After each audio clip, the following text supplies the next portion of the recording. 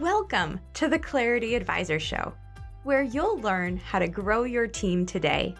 Join Ken Trupke and his guests as they discuss what works and doesn't work to grow your team in today's world. And now, your host, Ken Trupke.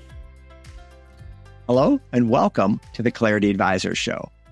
Growing sales is a key to the success of any business. But before you can sell, you have to get in front of your target prospect. My guest today, Stu Heinecke, is the author of How to Get a Meeting with Anyone, the book that introduced the concept of contact marketing and was named one of the top 64 business books of all time. Stu has also written How to Grow Your Business Like a Weed, which lays out a complete model for explosive business growth. Stu, in addition to being a best-selling author and marketer, is also a cartoonist for the Wall Street Journal and has done cartoons in a number of other famous magazines. So, here to talk about sales, marketing, getting meetings, growing your business, and probably cartooning. Welcome to the show, Stu Heinecke. Stu, thanks for being here. Hey, thank you so much for having me. Okay, so tell me what problem you solve and who your customers or clients are. It's an interesting question because there are several layers of this. For one of the issues that I help clients do is we need unfair advantages in our businesses. We need unmatched competitive advantages that our competitors can't match. I'm calling them unfair because that comes from the Weed Strategy book that I wrote. But they're not really unfair or illegal. They're just competitive advantages that our competitors can't match. And so that's one. I'm always striving to give that to my clients. The next one is to help them grow. So, usually my clients will say something like, if we can get in front of the right people, I know we can sell them. We do it. But our problem is getting in front of the right people. And so we have really interesting ways of solving that. And that's how we do that through my marketing agency, to help them or their team break through to their top accounts and prospects. And we've got some interesting devices for doing that, but basically it's just, we want to make sure that they get through to the right people. These are the people who, if you were to, let's say, condense it to a list of 100 or less, these are the people who can change your scale. And so, of course, you want to get in front of them. And they're probably difficult to get a hold of. So that's what we help our clients do. And who typically would be a client for you?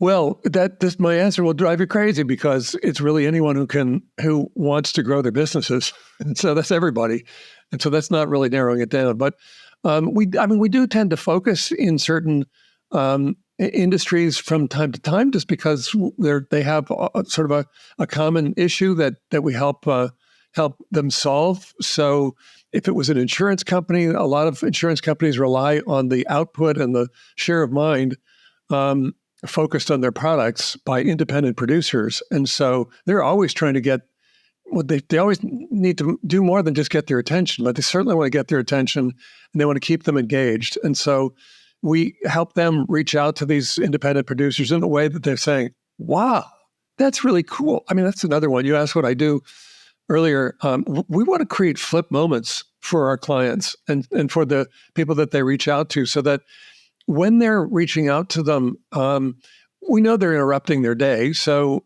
we want that impression, that the attitude to go from "who's this" to "oh my God, who is this? This is who is this? This is really cool."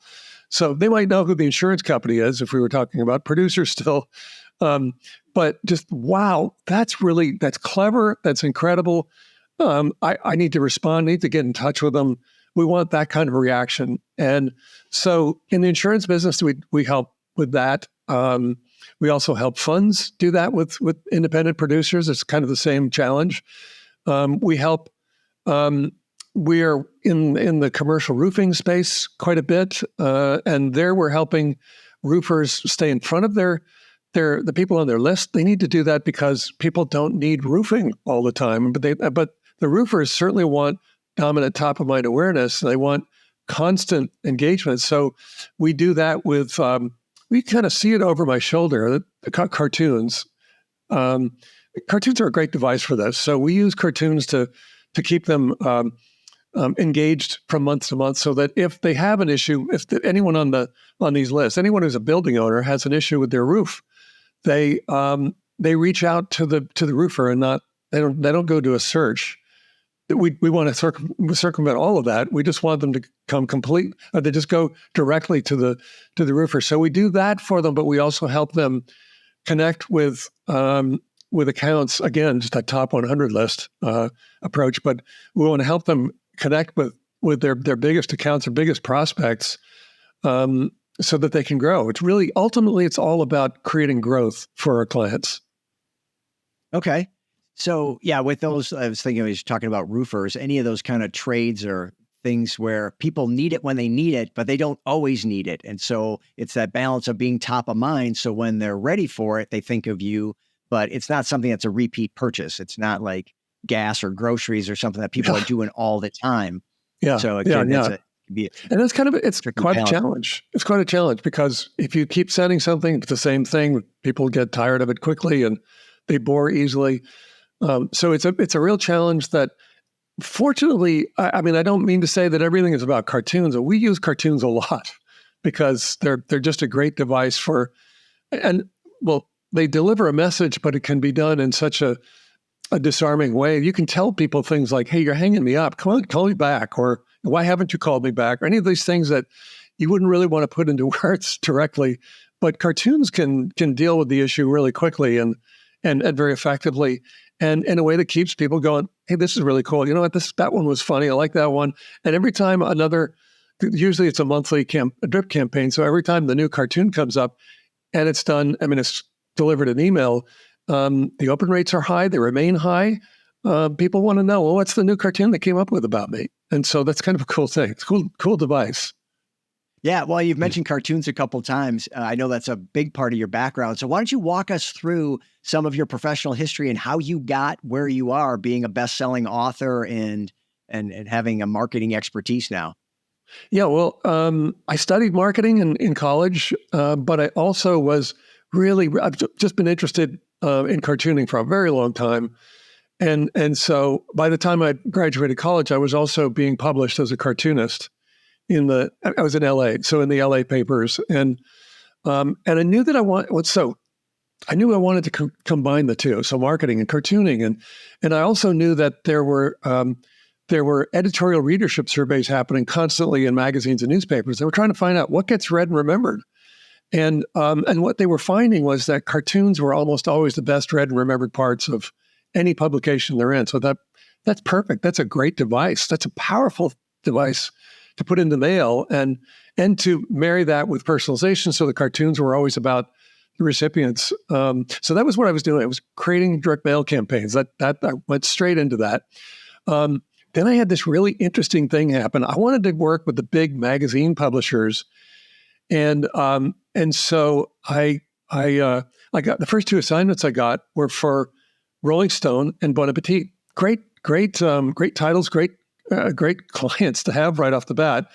And so I created new direct mail campaigns for them with the cartoons, and they went head to head with their control. And their control is in a statistical sense, you always test against a control group. So in direct marketing, the control is the most effective thing they'd ever put in the mail. And so I was going up against some pretty tough competition. I mean, so it's an A/B split test, and I ended up beating them. I ended up creating new controls for them right away, right out of the box, and that led to, I thought, okay, this is my chance to reach out to the rest of the publishing industry. And what that meant was I needed to reach probably about 24 people.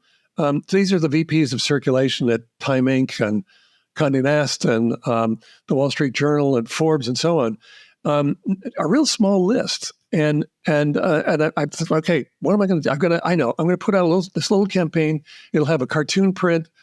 It'll be a print of a cartoon, but it'll be personalized for each recipient. And then there'll be a note. I didn't know what to call this thing, so I called it a contact campaign. The note said, "Hey, I just beat the controls, or I just used this device to beat the controls for Rolling Stone and Bon Appetit. I think we should put this to the test for your titles." And it's really interesting because this little campaign, it generated a 100% response rate. I got through to all of them. All of them agreed to meet. It was a 100% meeting rate. All of them became clients. It was a 100% conversion rate. That's not supposed to happen, or at least in the direct marketing world, they always used to say that 100% response rates were impossible, but there it was. And in fact, the really amazing thing was this one little campaign caused, and again, to 24 people, I spent about $100 on it. It caused me to go from an unknown in that industry to one of the top creatives quickly, like almost overnight, because it was from the one campaign. I had to go out and meet with them, so it wasn't literally overnight, but it happened very, very quickly. And that was my first experience with contact marketing. I have to call it something. So contact marketing, I wrote a book about it, How to Get a Meeting with Anyone. Another, just really, if we have a little bit more time, the thing I think is really probably the most delightful part of all that process was that I wanted to bring my favorite cartoonists into my groups, like my heroes of cartooning, into my my agency group. And so I recruited Gahan Wilson and Eldon Dedini from Playboy and Bob Mankoff and Artie Levin and Leo Cullum and others from The New Yorker. And so before I knew it, we were just hanging out together. I mean, I was bringing them assignments, but they were working with me, and I learned so much from them. Actually, it was sort of like I was being mentored by the greatest cartoonists in the world. And so that was a delightful part of my the spool up of my career, was that got to know these guys, work with them, and they became my mentors. Really, really terrific time. Yeah, that's great. So I'm curious, how old roughly were you when you sent these emails out and got the 100% response rate? Well, those weren't emails at that time. I was about 23 or 4. I was really quite new out of college. I mean, none of this should have happened, actually, if you think about it, but it did. So yeah, I was about, anyway, 23 or 24, something like that. And so I wasn't sending emails. I was sending a physical 8x10 print with a handwritten note. Okay. And that's what got it through. Sure. And then from there, you were able to leverage that to bring in some of your heroes to become mentors in an agency. And you're what, late 20s, early 30s at that point? Or no, still that age. It all happened really quickly. Okay. Yeah. It was like almost overnight. It was very, very quick. Yeah. So let's talk about the How to Get a Meeting with Anyone book. Tell me what prompted you to write that book, and give us some of the key points. Well, so I mentioned the cartoons. I got through to it was 100% response rate, all that. Well, then I thought, well, that was interesting. Who else could I reach? And so I started reaching out to presidents and prime ministers and celebrities, but really a lot of C-level. They weren't even called C-level at that point, but anyway, C-level folks and top decision makers. And I was breaking through all over the place. And I thought, wow, okay, I've got a secret weapon. Aren't I cool? I was still young. But, and then I thought, well, wait a minute. What's everyone else doing? Everyone has to get meetings. What's everyone else doing? And how are they getting them? And that's when things got really, really interesting, because they weren't interesting before. They got really interesting then because then I started seeing what everyone else was doing. And people are solving this issue of, how do I break through to this person who will change my life, who will change my scale? How do I get through to them? They solve this problem, this question, in such delightful ways. It's just been amazing. And there are a lot of really, really fascinating stories. I don't know if I could share a few of them. They're really interesting. They'll tickle you, because you think, well, if they can do that, then of course I can do something, and it inspires people to take action. Take action, but also, let's say, creative risks. Like don't be worried about, let's say, what it makes you look like. For example, if you send I send cartoons. I don't know what it makes me look like. I guess a cartoonist, but I guess some people might think it's silly, but I already know what it does. I know that people love to read them, and then they'll keep them in their office. It's sort of like this one over my shoulder. I don't know if it's this one. and let's just keep it in their office the rest of their careers even. So I know that, but God, people, should I share a story with you? Would that help? Yeah, I mean, so one of my favorite ones is, it's a celebrity story, but it's still, I love the audacity of it. So Chris Christopherson, the singer-songwriter, when he was a young man, he was in the Army, serving in the helicopter corps somehow. He was a helicopter pilot, based in Germany, and he was thinking about, well, what am I going to do when I get out? What do I want to do with my life? And he thought, well, I know what I want to do. I want to become a singer-songwriter, and I want to work with Johnny Cash. I guess Johnny was his hero, so I want to work with Johnny Cash. So after he was discharged, he moved to Nashville, and a friend got him backstage. He met Johnny really quickly. No impression made whatsoever.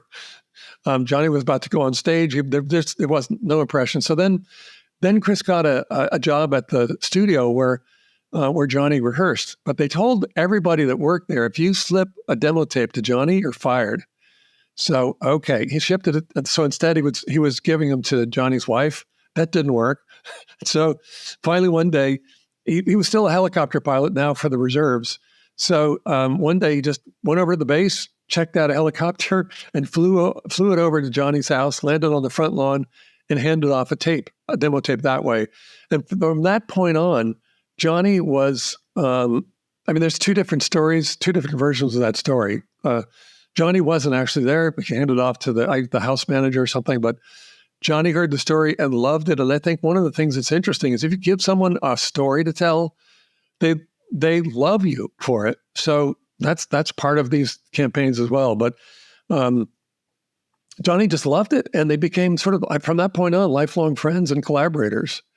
And it took that kind of audacity. I think it's a great demonstration of the level of audacity you have to have. You can't just be around. You can't just sort of, in a mousy way, present yourself, or your demo tape, I guess in Chris's case. You've got to really take risks. And when you do, the rewards are huge. Yeah, and everybody has or should have their Dream 100 client list. People that would, like you said, it would change the face of your business if you could get work with these people. And then, but how do you get in front of them? How do you get their attention? How do you get that chance with them? And so, yeah, those are some great stories. I guess rent a helicopter would be one option. One, yeah. Well, there are a lot of them. There really are a lot of them. If you read the book, you'll be saying, "Oh my God, this guy sent a sword, and he's getting 100% response rate." Or this guy, one guy sent a pigeon to get a hold of. I can't mention the CEO's name, but it's one of the most famous CEOs in the world. But the pigeon did it. So there are a lot of, and this makes it sound like there are a lot of stunts, but there are also just campaigns that, I mean, if I may, I'll show. I don't know what but let me see if it even shows up. This is now the device it does show up. That's the device I use. I call it a big board. And so it's still a personalized cartoon. And again, I sent one just like the one I sent you. You see, it was two women having coffee together. And one of them was telling her friend, Mark Cuban says you can tell a lot about a person just by looking at their Mavs tickets. I tend to agree. When I sent that one to Mark, that is now framed and it's up on his wall. And so I really love doing things that, I personally love doing things that cause people to become very fascinated with whatever it is that you sent or did, but particularly if you send an object and something that then sticks around in their office the rest of their careers. And that happens a lot. Well, I want to get to how to grow your business like a weed and understand the content of that book as well. So we'll do that on the other side of the break. Stay with us. We're talking with Stu Heinecke on the Clarity Advisor Show. Is your business where you want it to be or on track to get there? Clarity Advisors helps business leaders improve communication and get your team aligned and engaged for greater success. We specialize in helping you streamline your sales and operating systems to improve efficiency and grow your profits. Call or text Ken at 616-822-2998 to have a complimentary 12-minute call to see what some clarity could do for you. And welcome back to the Clarity Advisor Show, talking with Stu Heinecke. So Stu, the book, How to Grow Your Business Like a Weed. Tell me about that. Well, a big departure from cartoons, isn't it? but I was driving down the freeway one day in the Santa Monica Freeway in Los Angeles. And it's 6 lanes of traffic going one way, 6 lanes coming the other way, and something like a 20 to 40 foot wide concrete median in the middle. It's a lot of concrete and no place for a plant to take root. But right there, growing from a crack in the concrete median was a dandelion. That's something we see millions of times in our lives. We've all seen that. And certainly I have lots and lots of times. But that time, suddenly it made an impression. I looked at it and said, oh my God, look at this thing. Look at what it's doing. Look at what it's pulling off. It's right in the middle of a freeway, for God's sake. How is it doing that? And how did it get there? Well, we know exactly how it got there. It has those seeds that fly around and probe every possible opportunity to take root. It's already sounding entrepreneurial, isn't it? But that's what they do. They are designed to probe every possible opportunity to take new ground. And so sometimes they land in these cracks, but it still works. And wherever it lands, it just then runs its process in this very, very aggressive and resilient and urgent way. And so I thought, well, okay, so what is it about weeds? I'm still driving, so it's all just happened real quickly. But what is it about weeds that allows them to do that when other plants don't do it? What are weeds? Is it a specific species? Why is it that they can do this? And most importantly, do they have a model for growth? Because we all know what it means to grow like a weed. So do they have a model that they all use, a unified model for growth? And if they do, is it something we can apply to our businesses?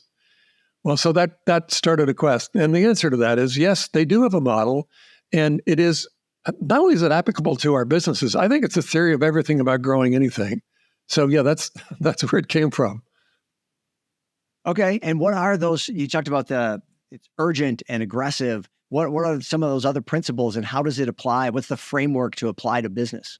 Yeah, well, the framework can be sort of described this way.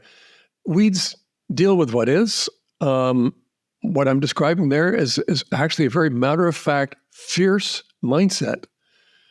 Odd that we would think of a plant having a mindset, but they do it. They certainly have a collective intelligence. We see it. And you can also see the effect of that mindset in your yard, probably. Well, hopefully not, but probably.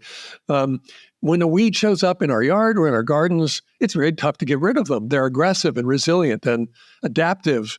They just don't give up. They're perseverant, all those things. They're also one of nature's great collaborators as well, which I'll get to in a moment. But so that's the first thing is they just deal with what is. They're not worried. They don't have emotions. So emotions don't get in their way. So they, like they do with us, meaning that when I say that they deal with what is, we don't. We have a really hard time doing that. If some sort of setback happens, if someone suddenly cut us out of something, or if somehow something just didn't work right, we're just bugged by it, and we might stew on that for a long time before we say, "Hey, look, all right, I need to move." But weeds they don't have that, so they just move. It's action before emotion. If I think that they would tell us. So anyway, fierce mindset is that point. So they deal with what is. They never do anything without an unfair advantage. They always, or I should say, they never do anything alone. They're great collaborators. They always focus on what makes them win. That's process. And they thrive best in disrupted ground. So if we could do the same thing in our businesses, we'd be hitting it with, as I just spent maybe too much time on, we'd be hitting it with a very, very tough-minded, matter-of-fact mindset that let's just move forward. Let's go. And then next thing is we'd be developing constantly, we'd be cultivating new unfair advantages for our businesses. I don't think businesses can survive, or certainly they're not going to thrive without unfair advantages. And again, by that, I don't mean something that's illegal or actually unfair. I just want our competitors describing them that way. So, one of mine is I'm one of the Wall Street Journal cartoonists. That's a great little thing to pull out sometimes and say, "Hi, I'm Stu Heinecke, and I'm one of the Wall Street Journal cartoonists. I'm sending your boss one of my cartoons, and it's about your boss." So, well, that's a great thing to be able to pull out. It's an unfair. All of everything about cartooning is an unfair advantage for me in my business. So we need unfair advantages, and we see that throughout what do I call it? But just the domain of weeds. I was going to call it the kingdom. I don't think that's what it is, but their domain. They're using unfair advantages, and they're doing battle constantly. And I hope that one effect your listeners and viewers will get from this interview is that they'll start watching or they'll look at weeds a little differently and watch what they're doing, because they're very, very difficult to defeat. So, and then the fact that they never do anything alone, that's interesting, because, I mean, if you see a dandelion in your lawn, look up and you will see another dozen or dozens or maybe hundreds of dandelions. Hopefully not, but maybe you will, because they never show up alone. If they were alone, if it was just that one dandelion, you'd pick it and it would be done. You'd be done, I should say, but no further impact. But the fact that they show up at such scale and level of collaboration is hugely significant, and we need to do that. Definitely need to do that in our businesses. Our collaborations are everything about. I mean, if we want to grow, anyway, collaborations are one of the very, very quickest ways to do that. I mentioned that they always focus on what makes them win, and that's process. So their process is, it's millions of years old. I actually think it's something like 45 million years ago. And that doesn't even seem like enough. Well, anyway, I think the fossil record says 45 million years ago, flowering plants first appeared on the planet. And if that's the case, well, sure, some of them were weeds. Maybe they all were. I don't know. But so their process has been honed and evolves over all that time. It's really well conceived process, but it's also a living process. And so we see things like when there's one particular species of weed I'm thinking of that was hit with Roundup, and it started showing up in farmland, and farmers use various herbicides to control that, including Roundup, and glyphosate is the active ingredient in that. Really deadly stuff. I mean, I'm sure we're all aware of it if we have yards. It's like, oh my God, you don't want to breathe the stuff. You don't want to touch it. It's just pretty deadly stuff. This one weed developed immunity to glyphosate in 4 years. It just took it 4 years. It evolved right around it. In fact, that's really what it is. Process for weeds is evolution. It is their evolution, and it's then baked into their DNA. They don't have to be trained or educated about it at all. They just do it. They just run it. It's their process.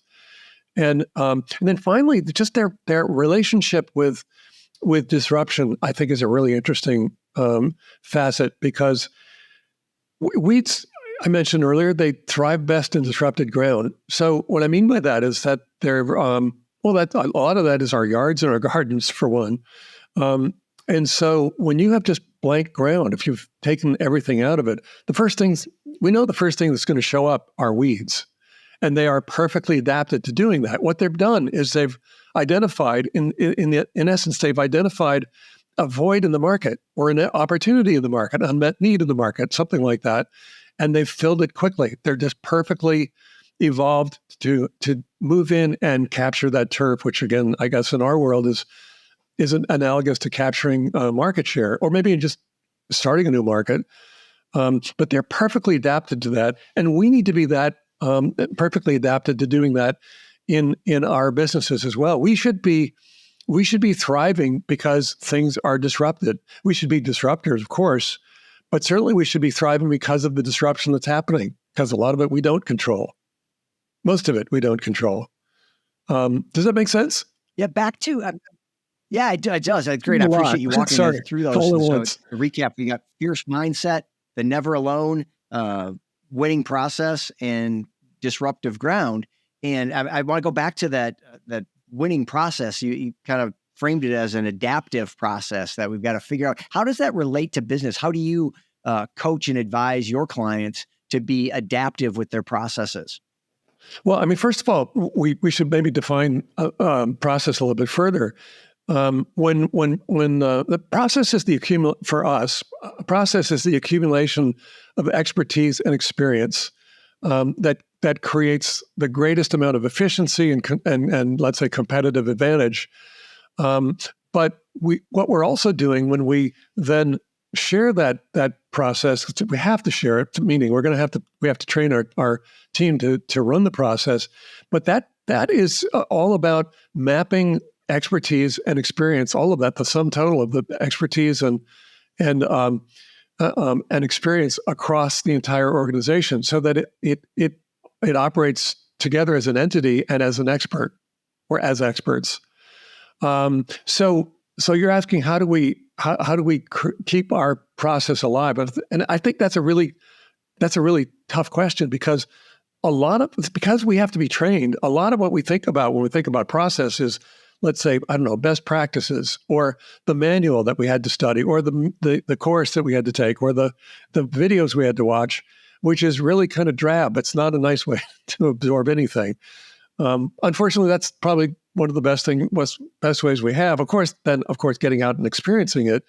Maybe mentorship is a better way to do it. I don't know, but certainly that has to be mapped across the organization. And then of course, just as we're encountering, well, first of all, as we're developing new unfair advantages that could be coming out of research and development in certain companies, or it could be coming from this. It's actually sort of the sum total of all of what's experienced through the organization in the marketplace, and in terms of development of those new unfair advantages. That needs to be constantly updated to the organization, so that we're always operating at the highest level of experience and expertise. And you're asking how do we do that?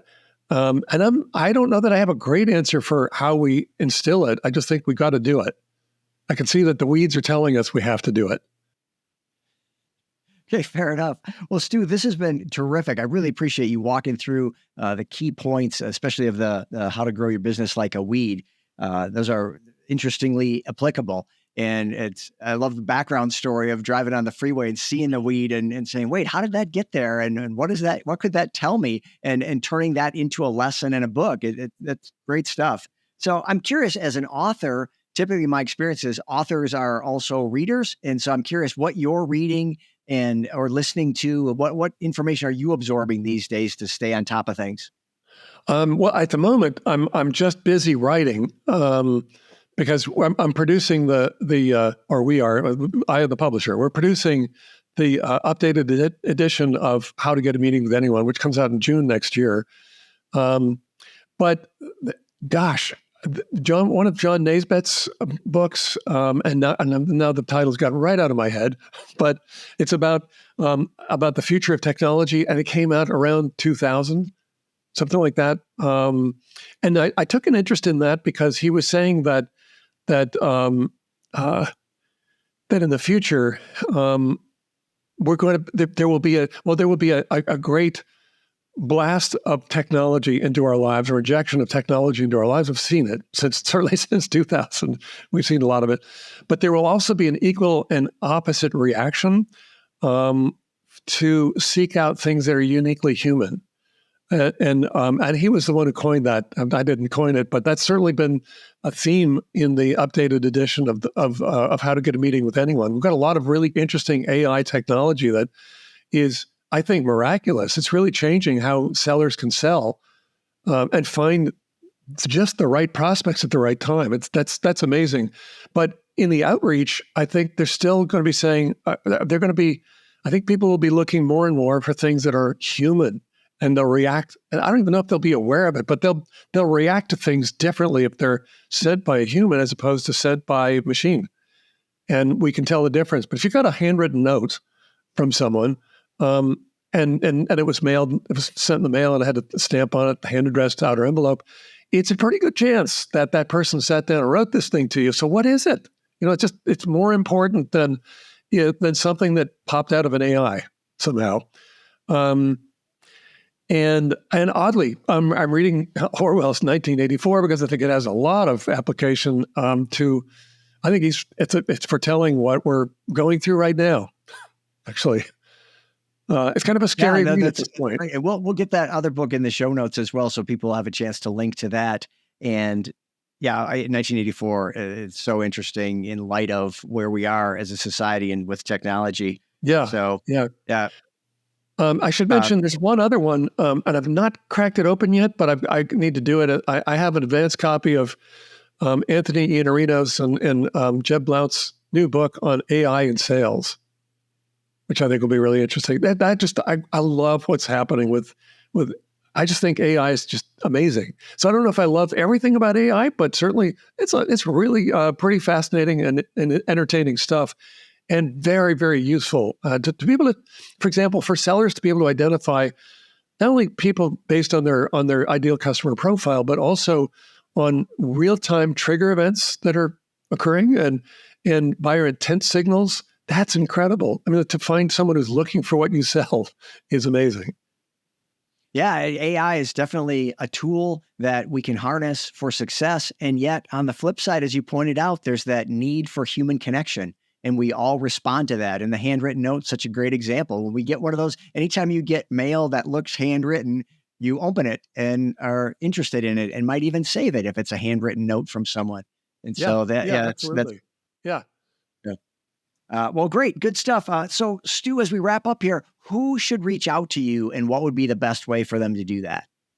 Well, if you're interested in either of the books, I'd love to have you stop by my author site. That's StuHeinecke.com. I think the spelling is in the notes. But you can stop by StuHeinecke.com. And when you do, you can join my list. You'll get the first 2 chapters of How to Grow Your Business Like a Weed for free. So I'd love to have you do that. Connect with me on LinkedIn as well. And I think you were asking who should do that. I would say anybody who needs to get meetings.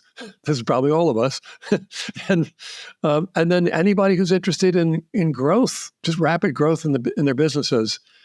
There's some really interesting ways of applying contact marketing to create those unfair advantages that we were talking about when we were talking about weeds, and it creates growth because we can get you in front of the right people, and these people, if they're the right people, they're the ones who can change your scale. So. Either of those 2 missions, that would be probably the best description of those who should get in touch. Fantastic. And we'll get those links in the show notes as well. Well, Stu, I so appreciate your time today. Thank you so much for making time to be here. And that brings us to the end of another Clarity Advisor show. Thank you so much for joining us. Please tell a friend, pass a link along, and leave a review on the platform you're listening or watching right now. And we'll see you next time on the Clarity Advisor Show. Bye for now. Thank you for listening to the Clarity Advisor Show. Clarity Advisors is a speaking, training, and consulting firm specializing in helping you simplify your sales and operating systems to improve efficiency and grow your profits. Connect with Clarity Advisors today to learn more about how they can help you improve communication and get your team aligned and engaged for greater success.